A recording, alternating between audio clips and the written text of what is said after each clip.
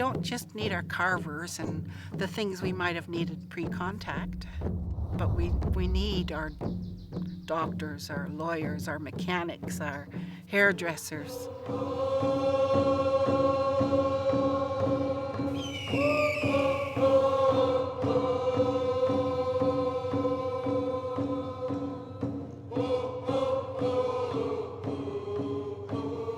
In the Longhouse pre-contact, that's where all your education came from.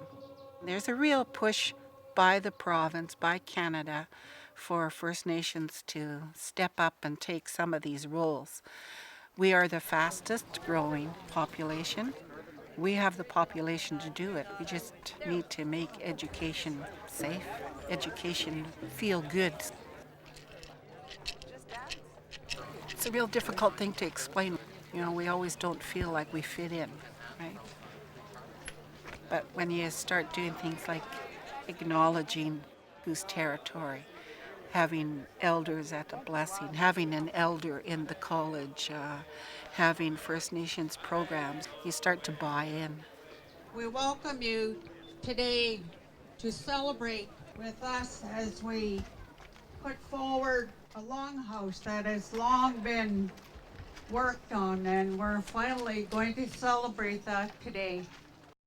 This Longhouse project means a lot to the college and to the communities that we serve in the Northwest.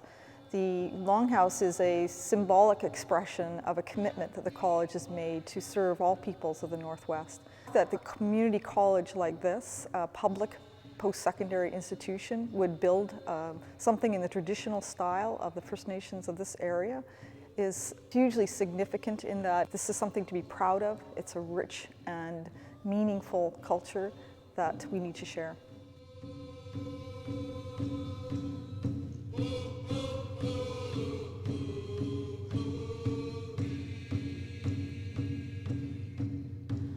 Wapgaltsap, which is the name of the building, is a very important house for the community in that the word wap means house as a physical structure, but it also means house, which is a place that houses all of the souls of the ancestors. It's a place also for the future and where everyone can feel safe. So Wapgaltsap is the house of the community, and that means that everyone in this community now has a house where they can come. Maybe students in their first year can come here and feel that they're maybe not so far away from home. It's also a place where they can meet with their elders and learn about tradition. This building, I think, has the potential to make a significant community change and also to be a place where you come in and you feel like a different person in some ways. It has that spiritual aspect to it.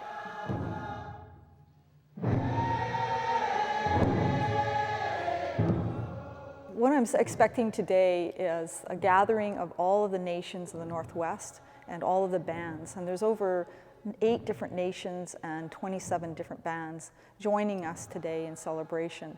We have the Wet'suwet'en, we have the Gitxsan, we have the Haisla, the Nishka, the Tlingit, the Tahltan, the Haida.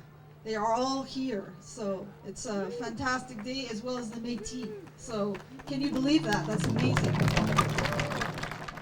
We're going to begin by gathering at the Frida Diesing School of Northwest Coast Art, where the house poles were carved. Up.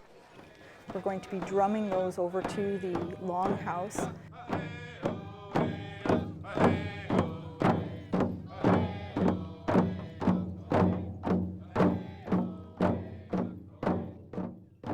Well, when you brought the poles over, I think that I was still in my own mind working, because I was thinking about how the pathway itself had been designed for this procession to accommodate enough people, so that with the big arc, so that we could all come through the front door.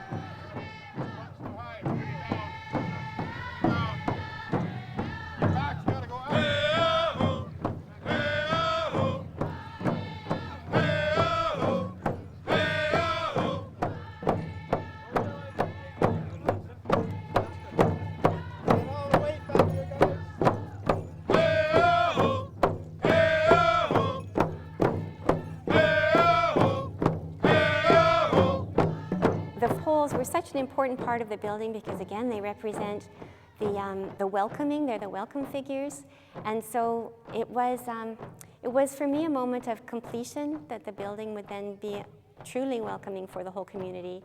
And as well, I did feel very much a part of the community at that point because we'd been working together on this building for 3 years.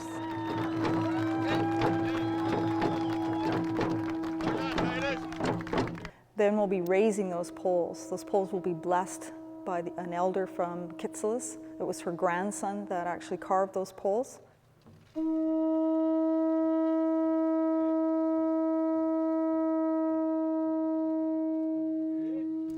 We used the cedar branches because these are cedar logs, and we were blessing the pole, and my grandmother was there, and they were just brushing over the pole with the cedar boughs, because the cedar boughs just represent from where the tree came from. So the cedar boughs were just thanking the tree actually, and blessing it, and just hoping that, you know, that they'll be here for a long time. When Ken and I were out here, and we were, my uncle was drumming, and at a certain point through his drumming, he gradually got louder, and when he came to the end there, that's when we would breathe life into the pole.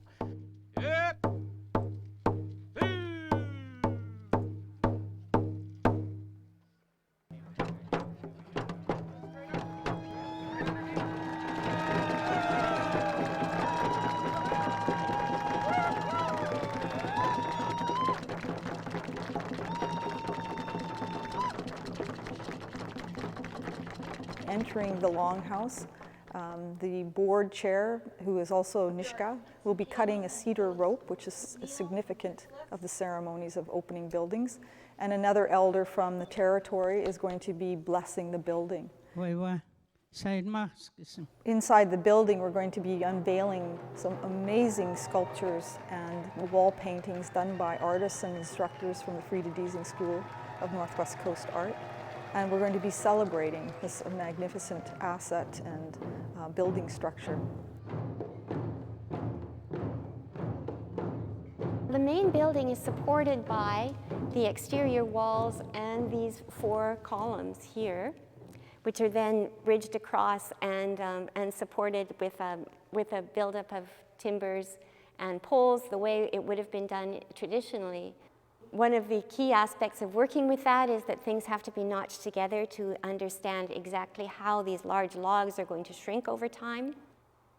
Also, the clear story element, or what is called in Smalgiach the ala, was a very important part of traditional design because that was how fresh air and light would come into the building. In the center of the building is the fire where heat is provided, and as well that was the place where the food for the extended family would be cooked. So fresh air was brought in from the ala, which was up at the top. And the ala would be, a member at that time, would be a piece of wood that could be pulled down with a rope so that it could be adjusted. And therefore you could get, depending on the winds, you could get just the right amount of fresh air coming in, fresh air coming out, and could also adjust for light, hopefully keeping the rain out also. Apparently sometimes a little bit of snow would come in, but generally you could adjust for the weather by this movable element. So that became an important part of the modern structure as well. We wanted light to come in from above because, again, that was how it would be done traditionally, but also because then it warms the space with this additional source of light. The involvement with the project, I was approached by Stephanie Forsyth, the president of the college, and she asked me, or she told me that they were putting up a longhouse and asked me if I would like to coordinate the art. The elders' ideal was to have it a community house. It's on a wolf territory, but being here at the college, they wanted a community house to represent all clans, all nations. Here in the north, our 4 main clans are the wolf and the killer whale, the raven and the eagle.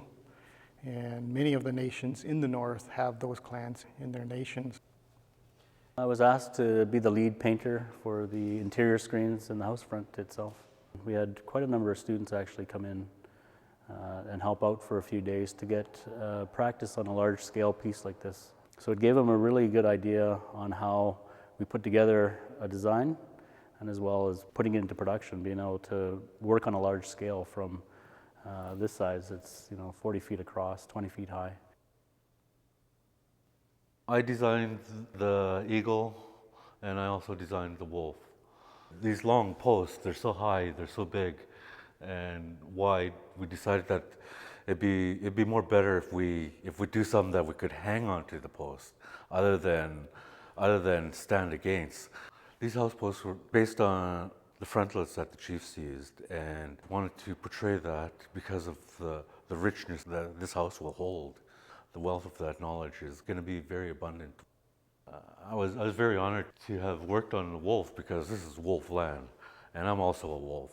So with that in mind, I wanted to make sure that I do a really nice job on the wolf so that it portrays the people of the land here and strong, proud. These poles are welcoming figures for the Longhouse, and they represent, they're welcoming people to the community of the Northwest Community College. And the significance of the copper shields here is that in our culture, there's a sign of wealth and a sign of rank in the culture. So they mean the wealth that people will gain through the knowledge that they get when they come to the college. In carving these poles, I believe that the figures were always there. And it was just through someone's design and through their vision, we were able to bring that out of the wood. I believe they were always there and they were just waiting for us to, bring them out. This place, I think, for our communities represents not only two nations coming together, First Nations and non-First Nations, but within the First Nations context, how people are starting to work together more and more, and it's nice to see it in a physical way. We talk about it a lot. This building symbolizes in a real concrete way what we can do together. This building makes such a difference to the people in the Northwest. It's a real statement that they are appreciated, they're recognized, that their culture and traditions and way of being is something to be cherished, and that people, non-Aboriginal people as well as Aboriginal people, really believe in what they're about, and they have a pride in their culture.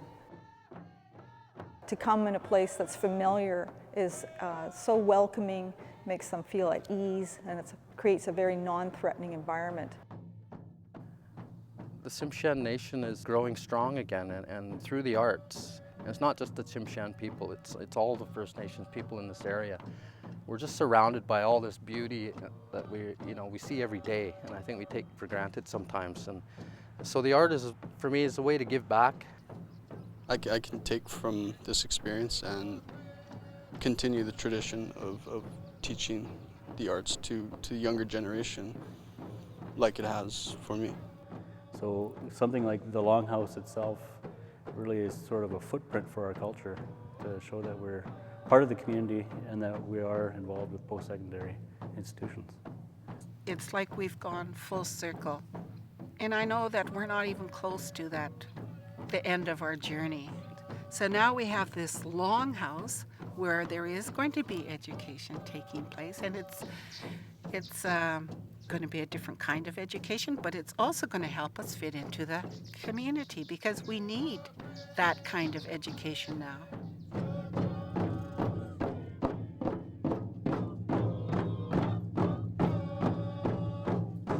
My name is Stan Bevan. I grew up in Kitsillas, the community, a Tsimshian community here in Terrace. My father's Tsimshian. My mother's Tahltan Tlingit from Telegraph Creek. My name's Ken McNeil. I'm Tahltan Tlingit Niska through my father. I'm Nancy Mackin, and my Niska name is Hichlachungloch, which means morning sun.